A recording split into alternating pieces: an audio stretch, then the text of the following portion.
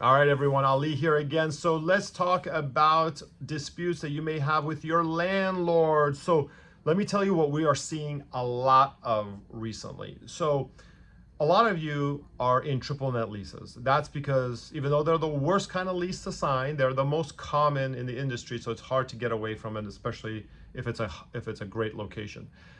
So why are triple net leases so bad? Well, they're bad because if a buyer comes in and buys that building from your landlord, then their property taxes go up.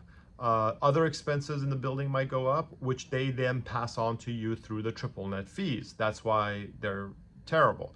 But those expenses do get passed on to you. And we have had lots of clients who have been in those situations because they either didn't negotiate it in their initial lease, or the landlord refused to negotiate it originally, and so these things may end up becoming your responsibility. And so if you are running into these issues, it's important that you give us a call so that we can kind of walk you through the strategies of how to minimize those potential expenses, how to minimize maybe your dispute with your landlord.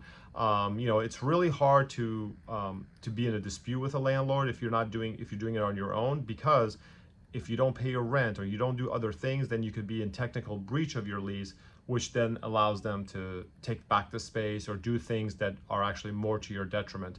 And as a practice owner, you need a physical location, and so that's the last thing you want to do. But there are other ways of managing it. So if you ever are in a dispute with a landlord, give us a call right from the beginning. Let us help you navigate it, as opposed to doing it by yourself, because sometimes the emotions there are so high that it gets in the way of working through these problems. All right. If you have any questions, give us a caller. Take care.